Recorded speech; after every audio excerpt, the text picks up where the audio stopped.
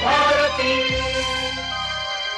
सखी सहेली। सभी सखियों सहेलियों को और सभी सखाओं को संगीता श्रीवास्तव का नमस्कार। और प्यारी बुआ जी, आपको भी हमारा बहुत बहुत नमस्कार। नमस्कार नमस्कार। और सभी श्रोताओं को, संगीता के हिसाब से सखाओं को भी, और हमारी सभी सखियों को रामनवमी की भी ढेर सारी शुभकामनाएं, बधाई देते हैं। आज का बड़ा पावन दिन है। बहुत सारे लोगों ने व्रत उपवास रखा रहा होगा 8 दिन का, आज पारण किया होगा, किसी ने हो सकता आज तक व्रत रखा हो। हाँ। तो सब अपनी अपनी श्रद्धा के हिसाब से इस त्योहार को मनाते हैं ना। जी जी। और रामलला का बहुत सारा आशीर्वाद भी लेते हैं। बिल्कुल लेते हैं जी। और आज बुआ जी देखिए कितने सारे कमेंट्स आ रहे हैं। तो वाहन और अभिभावकों की क्या जिम्मेदारी है, उस बारे में बात करेंगे। और वो दिन याद करो जब टायर पंचर हुआ, इस बारे में तो लिख ही रहे हैं हमारे श्रोता। मतलब इस विषय पर हम आज बात करेंगे। हाँ। और भाई श्रोताओं ने लिखा है, इसलिए चलेंगे क्या मदुरई घूमने? उनको ले चलेंगे ना। हाँ बिल्कुल लेकर चलेंगे। और मदुरई आज पर्यटन स्थल की जानकारी जो हम देते हैं उसमें जाहिर है कि आज हमने जो स्थान चुना है वो मदुरई, और मदुरई की बहुत सारी जो चीज़ें हैं वो जानकारी हासिल करने लायक है। इसीलिए तो हमारे साथी ने सब चीज़ को समग्र रूप में लेते हुए लिखा है कि आज घूमने को मदुरई जाना है, मगर साथ में वाहन के साथ सावधानियां बरतनी भी हैं। और अगर बीच में टायर पंचर हो गया फिर सारा मजा किरकिरा होने वाला है। तो सभी काम सही से हो, इसलिए भगवान श्री राम को भक्ति भाव से नमन करते हैं, पूजा अर्चन करते हैं। तो भाई चैत्र मास के शुक्ल पक्ष की जो 9वीं तिथि है, इस दिन हम मनाते हैं इनका भव्य पर्व, जन्मदिन का।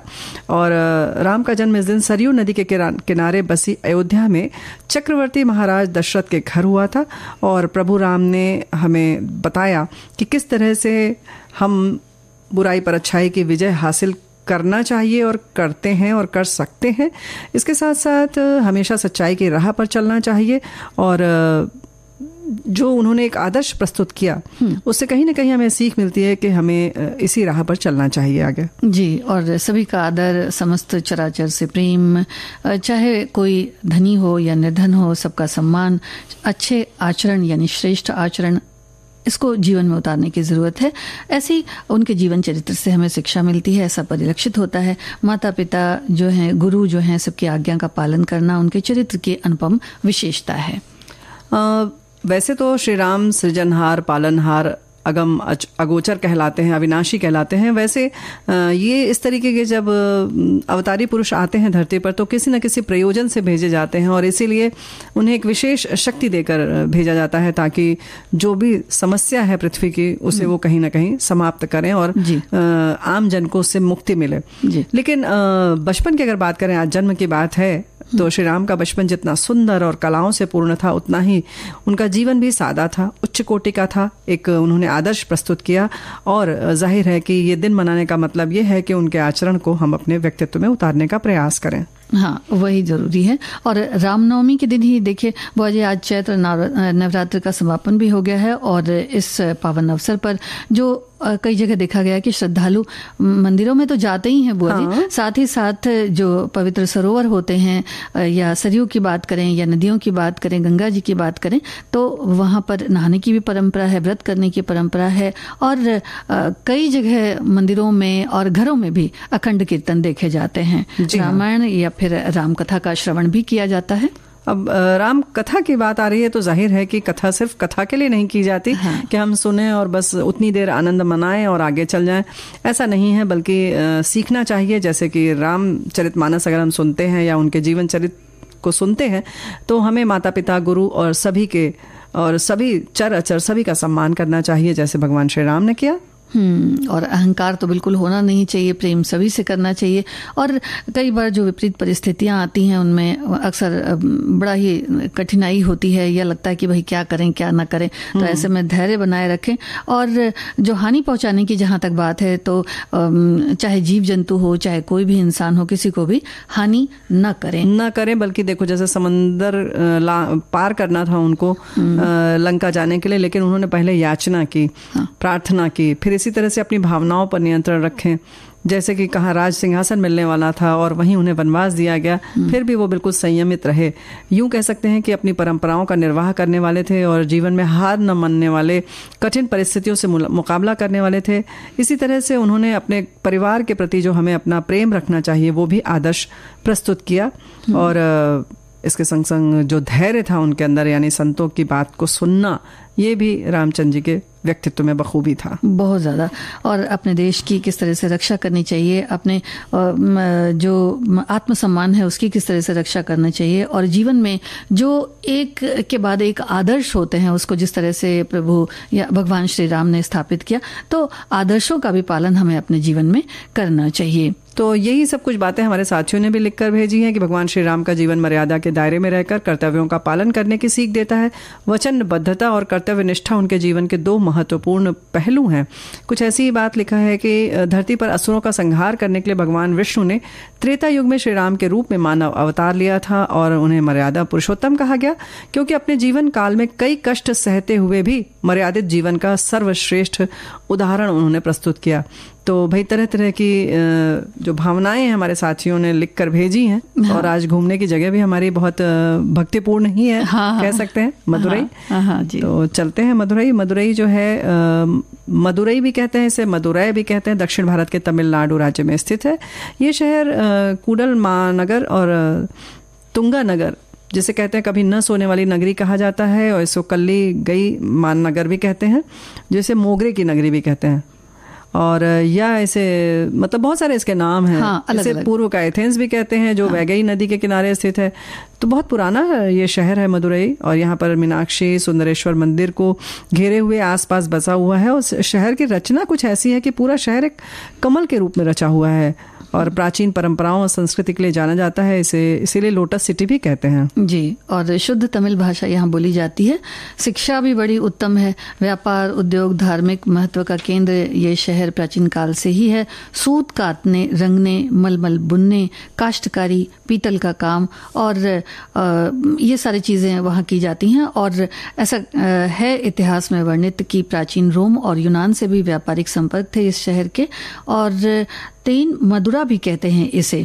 कुछ पौराणिक कथाओं के अनुसार इसे शिव की नगरी भी कहा जाता है। बाद में यानी कालांतर में यहाँ पांडेय राजाओं का शासन हुआ और शिल्प की दृष्टि से यहाँ के पौराणिक मंदिर और स्थापत्य का विशेष महत्व है। अब कुछ आकर्षक जगहों की अगर हम बात करें तो शुरू करते हैं मीनाक्षी सुंदरेश्वर मंदिर से। और वैसे यहाँ पर वंदियूर मरियम्मन तेजाकुलम कुंड भी है जी। तो हाँ। ये एक विशाल कुंड है और इसके उत्तर में तमिलनाडु की ग्रामीण देवी मरियम्मन का मंदिर है। और ये जो है कितने पत्थरों से बना हुआ है? 1636। हाँ, बहुत सारे पत्थर जी। और राजा तिरुमलई नायक ने इसे बनवाया और उत्सव के समय या खास त्योहारों में यहाँ दीपों की सजावट की जाती है। विदेशी पर्यटकों का भी ये बहुत पसंदीदा स्थान है। हाँ, और तिरुमलई नायक पैलेस भी बुआ जी यहाँ पर है। 1636 में इसे बनाया गया। स्वर्ण विलास और रंग विलास भवन के लिए भी ये जाना जाता है। शाम को यहाँ पर ध्वनि और प्रकाश कार्यक्रमों का आयोजन होता है और यहाँ जो झलकियाँ दिखाई जाती हैं उसमें राजा के जीवन और मदुरई शासन के बारे में बताया जाता है। और गांधी संग्रहालय है। ये रानी मेगम्मल के लगभग 300 वर्ष पुराने महल में स्थित है। राष्ट्रपिता महात्मा गांधी के जीवन और कार्यों को यहाँ दर्शाया गया है। यहाँ पर गांधी जी की किताबें, पत्र, ग्रामीण उद्योग, हस्तशिल्प, फोटो गैलरी है, यहाँ पर प्रदर्शनी है और खादी ग्राम उद्योग की वस्तुएं भी यहाँ पर प्रदर्शित की गई हैं। तिरुपरन कुंद्रम ये भी एक जगह है। भगवान मुरुगन के 6 निवास स्थानों में से एक बताया जाता है इसे, जहाँ भगवान मुरुगन का देवी देवयानी से विवाह हुआ और यहाँ वर वधु पावन परिणय के सूत्र में बंधने भी आते हैं, यानी कि जो शादियां होती हैं वो यहाँ होती हैं। और चट्टानों को काटकर बनाए गए इस मंदिर में अन्य देवी देवताओं के भी मंदिर हैं। गुफा में तराशी गई भगवान की जो प्रतिमाएं लगाई गई हैं चट्टानों पर, उसकी कारीगरी और स्थापत्य कला बहुत ही अद्भुत है। भाई, और कहते हैं एकदम समान दूरी पर बनाई गई हैं जी। मतलब किस तरीके के हमारे यहाँ के कारीगर थे। वाकई तबीयत खुश हो जाती है ये सब सुनकर, देखकर। तो अब चलते हैं मदुरई से 21 किलोमीटर की दूरी पर भगवान विष्णु का मंदिर है। इसे कहते हैं अजगर कोइल और यहाँ विष्णु को अजगर नाम से पुकारा जाता है। और पहाड़ी की चोटी पर नुबुरंग गंगई नामक झरना है।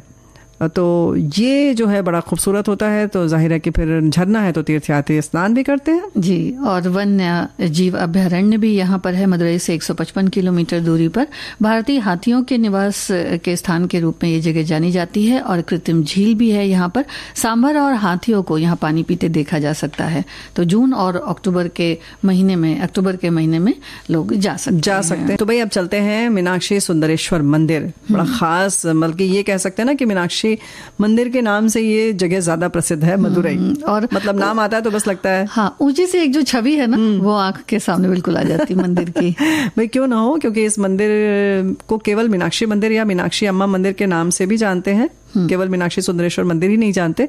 सुंदरेश्वर यानी सुंदर ईश्वर के रूप में शिव और उनकी पत्नी देवी पार्वती अर्थात मीनाक्षी, जिसे कि कहते हैं मछली के आकार की आंख वाली देवी, इन्हीं शिव और देवी पार्वती को समर्पित है ये मंदिर। और आमने सामने 2 मछलियां पांडे राजाओं की राज चिन्ह थी, वो बनी है। विश्व प्रसिद्ध मीनाक्षी मंदिर एक प्रकार से 2005 वर्ष पुराने मदुरई नगर की आलीशान स्थापत्य की धरोहर है। 2500 वर्ष पुराने मदुरई, ये बहुत ही आलीशान बड़ा सुंदर मंदिर है बुआ जी। और मीनाक्षी मंदिर से जुड़ी पौराणिक कथाएं भी हैं कि भगवान शिव सुंदरेश्वर रूप में पांडे राजा मलयध्वज की पुत्री राजकुमारी मीनाक्षी से ब्याह रचाने मदुरई नगर आए थे। राजकुमारी मीनाक्षी को देवी पार्वती का अवतार मानते हैं। इस मंदिर को देवी पार्वती के सर्वाधिक पवित्र स्थानों में से एक माना जाता है। और इसकी जो स्थापत्य कला है वो बहुत ही विस्मयकारक है। बिल्कुल। कथाओं के अनुसार भगवान विष्णु ने ही राजकुमारी मीनाक्षी और सुंदरेश्वर का पाणी ग्रहण कराया। कुछ कारण रहा कि जिसकी वजह से भगवान विष्णु क्रोधित हो गए और वो नगर की सीमा से लगे एक सुंदर पर्वत अलगार कोइल में बस गए। लेकिन उन्हें मनाया गया और पाणी ग्रहण संस्कार फिर पूर्ण हुआ। और ये दोनों ही बातों के लिए, यानी भगवान को मनाना और फिर पाणी ग्रहण, दोनों ही मदुरई के सबसे बड़े त्योहार के रूप में मनाया जाता है, जिसे चितिरई तिरुविक्षा या तिरुविक्षा कहते हैं इसे। और इसे अक्षकर तिरुविक्षा के रूप में मनाते हैं जी। और इस त्योहार में जो शोभा यात्रा निकाली जाती है उसमें इंद्र के वाहन को भी विशेष स्थान दिया जाता है। मंदिर में स्थापत्य कला तो बहुत ही आश्चर्यजनक है। और इसके इमारत समूह में 12 भव्य गोपुरम हैं जो विस्तृत हैं और इनका शिल्प अद्वितीय है। इनमें बड़ी महीन और रंगीन चित्रकारी की गई है। इस मंदिर का वर्णन तमिल साहित्य में पुरातन काल से ही मिलता है। जबकि देखा जाए तो इसमें जो सुंदर सुंदर जो खंबे बनाए गए हैं या 17वीं शताब्दी में बना हुआ जो ये मंदिर है वो अपने में बहुत ही खास है। तमिल साहित्य के अनुसार इस भव्य मंदिर को 7वीं सदी का बताया जाता है। इसके निर्माता पांडे राजा माने जाते हैं, ये तो हम पहले भी बता चुके हैं। और इसके प्राचीन घटक नष्ट कर दिए गए। बीच बीच में समय आए और बहुत सारे मंदिरों को क्षति पहुंचाई गई और कुछ इसके साथ भी हुआ। फिर इसके पुनर्निर्माण का दायित्व जो है आर्यनाथ मुदलियार ने उठाया। और फिर तिरुमलय नायक ने 16वीं शताब्दी में मंदिर के वसंत मंडप के निर्माण में अपना मूल्यवान योगदान दिया। और इसमें अगर हम और बात करें तो इसका जो गर्भगृह है वो 3500 वर्ष पुराना है। और इसकी बाहरी दीवारें और अन्य निर्माण जो है वो 1500 से लेकर 2000 वर्ष पुराने माने गए हैं। गोपुरम के साथ साथ परिसीमा भीत है, 4 दीवारी में बनी हुई हैं। और इनमें दक्षिण द्वार का गोपुरम सर्वोच्च है। पूरे मंदिर का भवन समूह 45 एकड़ भूमि में विस्तृत है। और मुख्य मंदिर की लंबाई जो है 252 मीटर और चौड़ाई 237 मीटर है।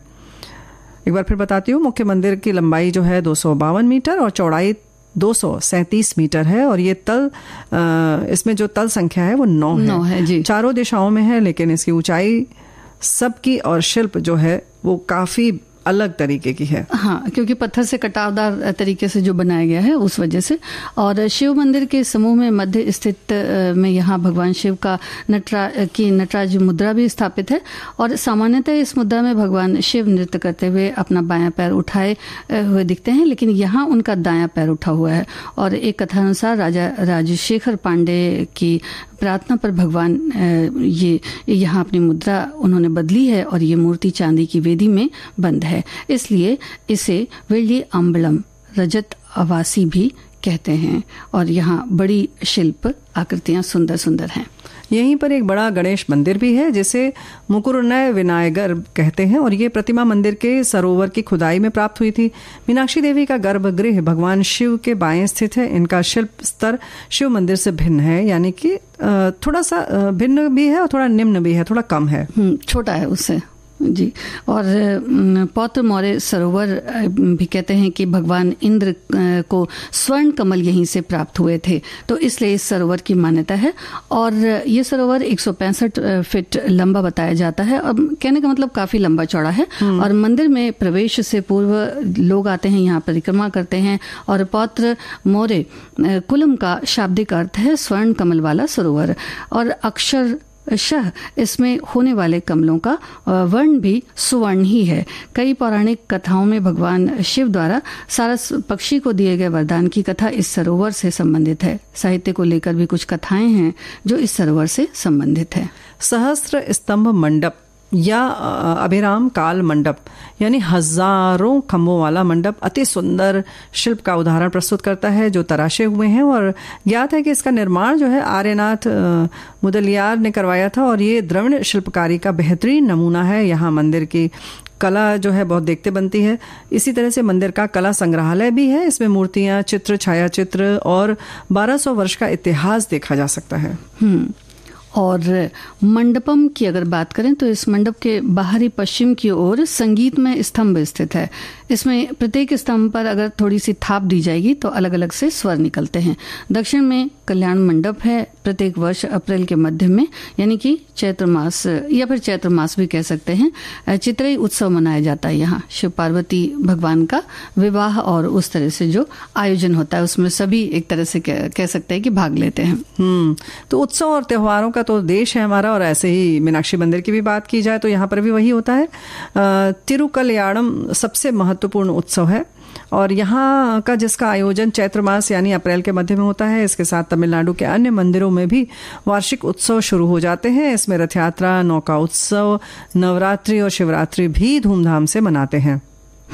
और तमिलनाडु के सभी शक्ति मंदिरों की तरह अगर देखा जाए तो जुलाई, अगस्त और जनवरी, फरवरी में आने वाले शुक्रवार जो होते हैं, खासकर शुक्रवार, वो बहुत हर्षोल्लास के साथ मनाए जाते हैं। तमिलनाडु राज्य के मदुरई नगर में स्थित इस ऐतिहासिक मंदिर की भव्यता जो है वही इस नगर को कह सकते हैं बुआ जी की अलग से पहचान देती है। वाकई बिल्कुल। वैसे कहना चाहिए कि मदुरई मंदिर जो है उसे देखने के लिए एक पूरा दिन आपको देना चाहिए, तब उसकी भव्यता को देख सकते हैं। एक एक चीजों को बारीकी से हम देख सकते हैं, है ना। हाँ, खास करके जो उसकी स्थापत्य कला है जिसमें बनाई गई, पत्थरों को तराश करके, चट्टानों को जिस तरह से काट करके बनाया गया।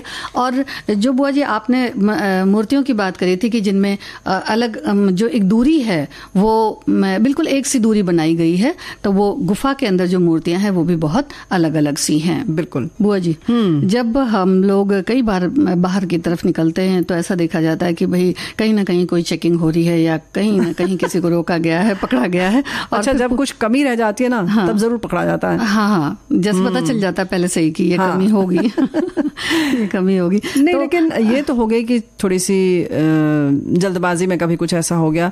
लेकिन जो अभिभावकों की जिम्मेदारी है और जो बच्चे चलाते हैं उसके बारे में थोड़ा हमें ज्यादा सतर्क रहने की जरूरत है ना। और खास करके लाइसेंस को लेकर के, क्योंकि छोटे बच्चे जब होते हैं तो उन्हें सीखने का तो शौक होता ही है, लेकिन उनके पास लाइसेंस है कि नहीं, उन्हें कितनी घर से परमिशन दी जाए, किस तरह से पहले सिखाया जाए, ये सारी बातें उन्हें भी समझ लेनी चाहिए। और साथ ही साथ हम अभिभावकों को भी ये चीज समझनी चाहिए। भाई देखो, बच्चे तो बिल्कुल नहीं समझेंगे, क्योंकि ये उम्र ऐसी है कि उन्हें उत्सुकता रहती है, सारी चीजें वो जल्दी जल्दी जल्दी जल्दी कर लें, है ना। ये भी कर लें, वो भी कर लें। और खास तौर से वाहन तो जैसे लगता है कि उनको पंख लग गए, है ना, फिर तो वो उड़ना चाहते हैं। तो अब यहाँ पर अभिभावक जो हैं उन्हें बहुत ज्यादा सतर्क रहने की जरूरत है। हमें लगता है बल्कि ये तो निर्भर करता है कि बच्चे कितने तेज हैं आपके।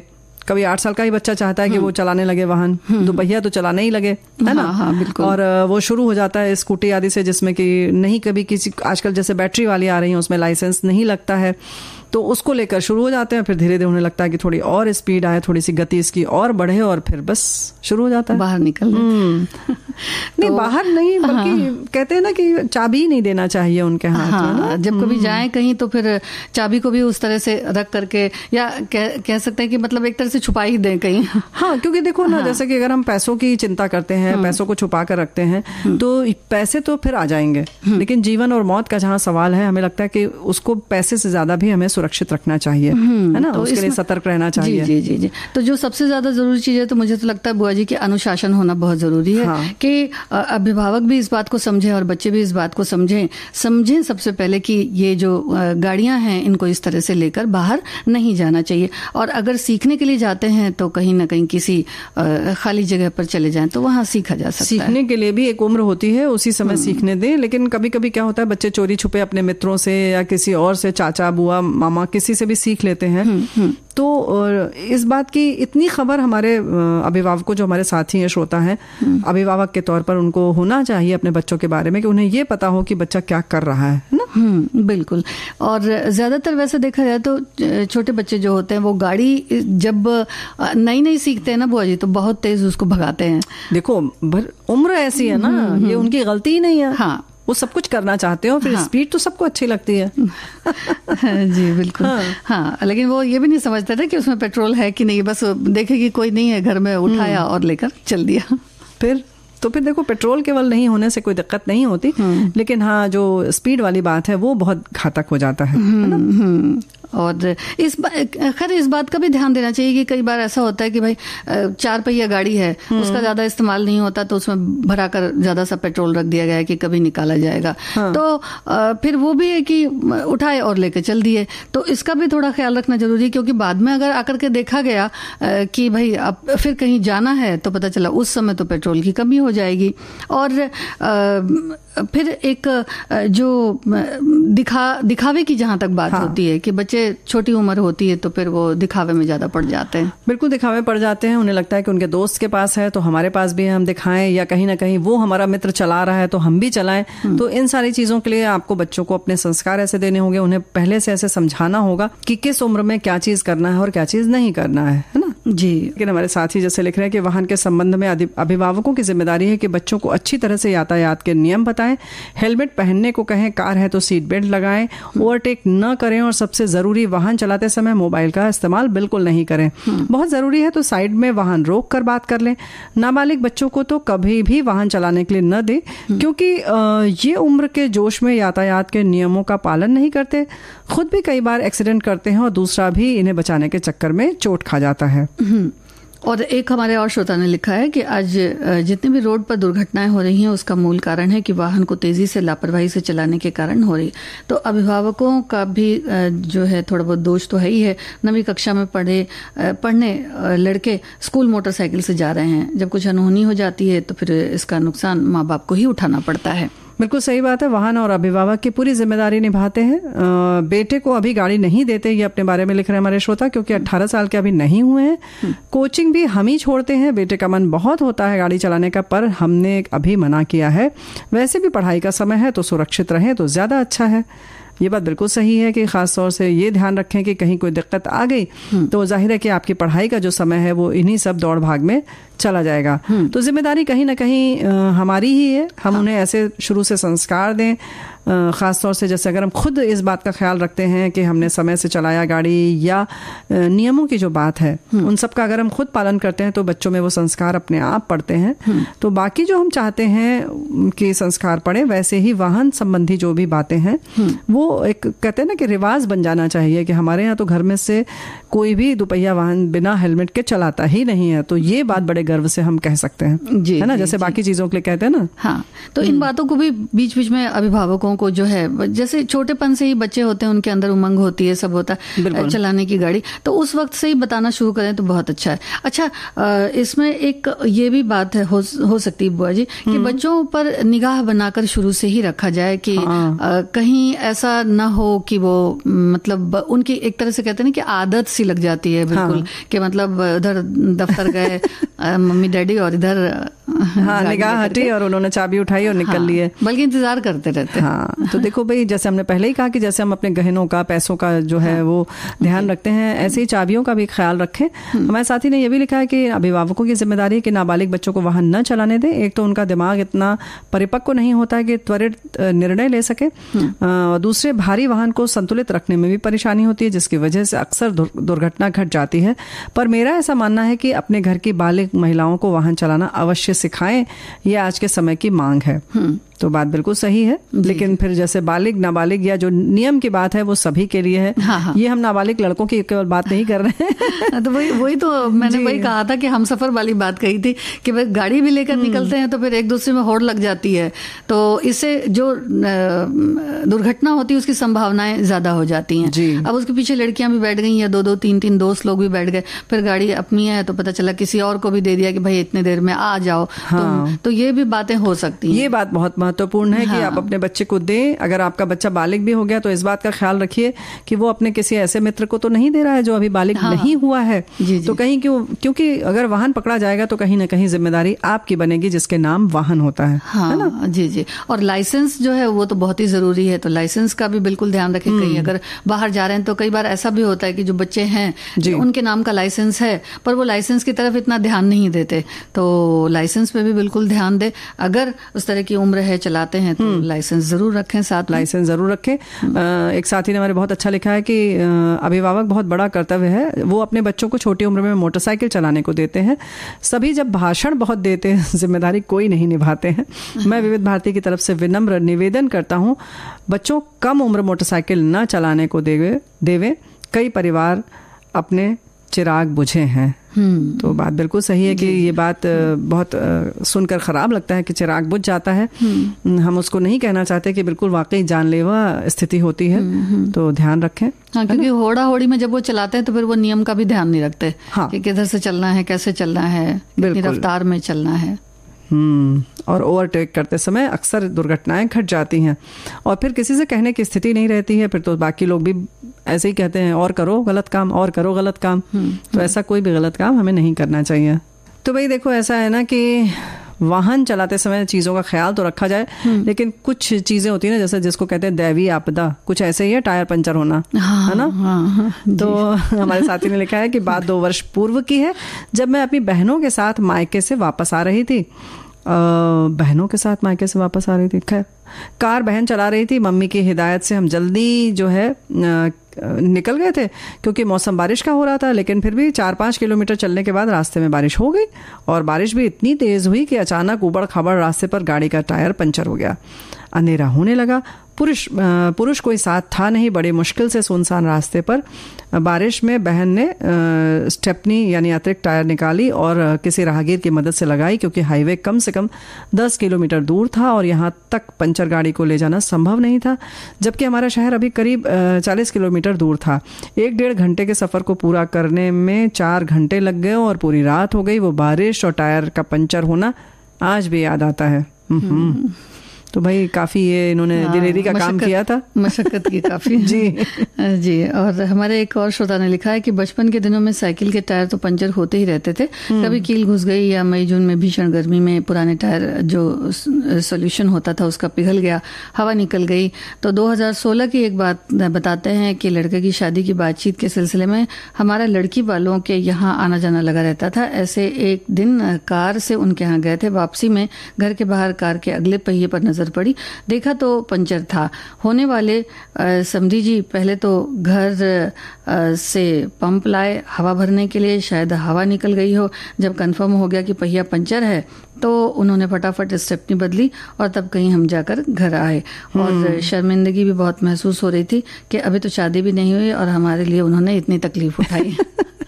तो भाई ऐसे पता भी तो चल गया कि वो कैसे हैं। हाँ, है कि नहीं? हाँ? सहायता कर सकते हैं। बिल्कुल। तो हमारी साथी ने ये भी लिखा है कि पति की पोस्टिंग के बारे में लिखा है कि नेपाल से थोड़ा दूर था और हम लोग चले जाते थे। हम सुबह निकले, अभी थोड़ा ही दूर हाईवे पर पार किया, गाड़ी का टायर पंचर, स्टेपनी लगाया गया, टायर बदला गया। हम आगे बढ़े, थोड़ी दूर जाने के बाद वो फिर पंचर। अब क्या किया जाए? रोड के किनारे गाड़ी लगाकर आने जाने वालों से लिफ्ट मांग कर ड्राइवर बेचारा दूर कहीं ले गया, पंचर बनवा कर लाया। हम फिर आगे बढ़े। अभी इन्होंने लिखा कि हाँ, अभी हम नेपाल पहुंचे भी नहीं थे कि टायर फिर पंचर। बेतरह गर्मी, फिर टायर बदलकर हम आगे बढ़े। बॉर्डर के पास गाड़ी छोड़ देनी पड़ी, पतिदेव ने एक दूसरी गाड़ी की। हम शाम को नेपाल पहुंचे, जल्दी जल्दी शॉपिंग की और एक ट्यूब भी खरीद लिया गया। लौटने में रात होने लगी। उस समय जो है कि इन्होंने लिखा कि परिवार के साथ लोग रात में ट्रैवलिंग नहीं करते थे। हम एक रिश्तेदार के घर रुक गए। मेरे पति और ड्राइवर दोनों परेशान थे, इतना टायर कैसे पंचर हो रहा था। तो वहाँ के लोगों ने बताया कि पंचर बनाने वाले जानबूझकर रोड पर नुकीली कील कांटी डाल देते हैं, गाड़ियाँ पंचर हों और उनका रोजगार चले। जो हो, हमारा एंजॉयमेंट कुछ भी नहीं हुआ, सारा दिन बर्बाद हो गया। अब तो बहुत ही एडवांस टेक्नोलॉजी के टायर आ गए हैं और हाईवे पर व्यवस्था भी है। जब भी दूरी वाला यात्रा पर जाना हो तो बोले अब हमें अपनी यात्रा याद आ जाती है। 5 साल पहले फिर गई, पर भगवान की दया से सब कुछ अच्छा रहा। तो एक यादगार कह सकते हैं कि यात्रा हो गई है। तो कई बार टायर पंचर होना तो बहुत ही दुखद है। तो देखो भाई, ऐसे लेह से करगिल हम लोग जा रहे थे बाय रोड, और कार्यालय के ही काम से एक वर्कशॉप थी, हम लोग गए थे। तो वहां पर भी ऐसे ही जैसे इन्होंने बताया कि एक पंचर हुआ, उसने स्टेपनी लगाई, फिर दूसरा पंचर हुआ तो उसने रास्ते वाले से मांगा, क्योंकि वहां तो बड़े बड़े पत्थर हैं रास्ते पे। और पूरा लेह से करगिल तक बाय रोड जब हम लोग गए तो बड़े बड़े पत्थर होते हैं, रोड़े जैसे होते हैं ना, तो उसमें पंचर होने की संभावना बहुत रहती है। अब दूसरा फिर उसने किसी से मांगा, अपने मित्र से, दूसरी बस जा रही थी तो हमारी जीप वाले ने मांगा, दे दिया, उसने बदल लिया। फिर तीसरी बार हुआ, तब आर्मी का है वहां पर एक कैंप था, वहां पर हम लोगों ने बात की, तो उनकी जीप आकर हमें लेकर गई, हमारी पूरी टीम को। तो ऐसी ऐसी स्थितियां होती हैं कि 3 बार पंचर हो गया। तो मतलब वाकई बड़े आश्चर्य की बात थी कि हम लोगों ने सोचा यहाँ के लोग सामान्य दिनों में किस तरह से मुश्किलों से गुजरते होंगे। ये वाकई बहुत सोचने वाली बात है। जी जी। और वो जी मौसम का भी असर पड़ता है। हाँ। जब टायर इस तरह से पंचर, हाँ, गर्मी हो गई या बहुत तेज ठंड हो गई तो उसमें भी फर्क पड़ता है। तब तो उसमें साइकिल में तो अक्सर जो है वो फुस से आवाज आती थी। तो देखो तो अगल बगल वाले का टायर पंचर है ना। लेकिन कभी कभी जानबूझ के कर दिया जाता पंचर। बुआ जी, हमारे एक श्रोता लिखते हैं कि स्कूल में 8वीं क्लास की परीक्षा देने जा रहा था कि रास्ते में साइकिल पंचर हो गई। परीक्षा देने का समय हो रहा था तो मैंने अपने साइकिल को एक मिठाई की दुकान पर रखकर स्कूल के लिए चल पड़ा। मैंने दौड़कर हाफते मैं स्कूल पहुंचा तो 10 मिनट मेरे परीक्षा का समय पास हो गया था। ओहो, 10 मिनट की परीक्षा निकल गई थी। चलो, लेकिन इन्होंने दिमाग से काम किया। हो सकता है मिठाई खाने के लिए भी रुक गए होंगे ना, तो मिठाई भी खाई होगी जब मिठाई की दुकान पर छोड़ी साइकिल। तो खैर, ये तो मजाक की बात है, लेकिन कभी कभी ऐसी स्थितियां होती हैं। लेकिन हमें बहुत पंचर वाली जो बात है वो सबके जीवन में घटित तो जरूर हुआ है। तो समय लेकर, इसी सब मार्जिन के लिए आदमी कहता है कि समय लेकर निकलना चाहिए। अतिरिक्त देखो, हमारे साथी लिखते हैं, कभी न बिगड़े किसी और की मोटर रास्ते में, खड़े रहो बस बेबस होकर रास्ते में, कभी न बिगड़े किसी की मोटर रास्ते में।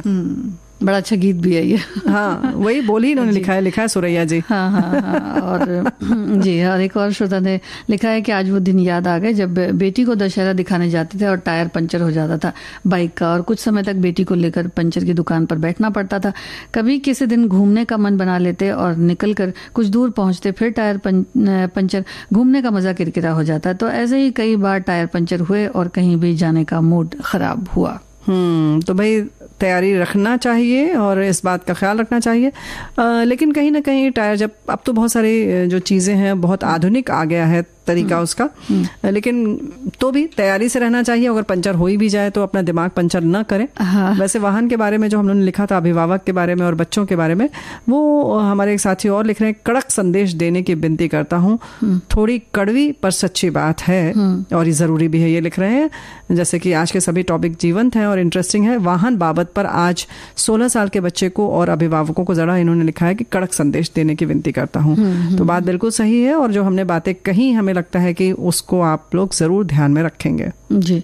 और एक और हमारे श्रोता लिखते हैं बुआ जी कि कार मोटरसाइकिल कई बार पंचर होती है। एक बार मेरी मोटरसाइकिल शहर से 10 किलोमीटर दूर पंचर हो गई, तब क्या हालत हुई तो आप समझ लीजिए। यानी कि इनको धक्का देना पड़ा होगा इतनी दूर हाँ, और धक्का देने के लिए लोग भी अक्सर नहीं मिलते हैं। हाँ। और वैसे खराब भी बहुत लगता है। आप किसी सामान्य जन से कहें कि भाई धक्का दे दीजिए गाड़ी में, है ना, और हर वक्त तो पैसे देकर लोग मिलते नहीं हैं। सिर्फ सेवा करने के लिए कहना और सुनना बड़ा दिक्कत लगता है।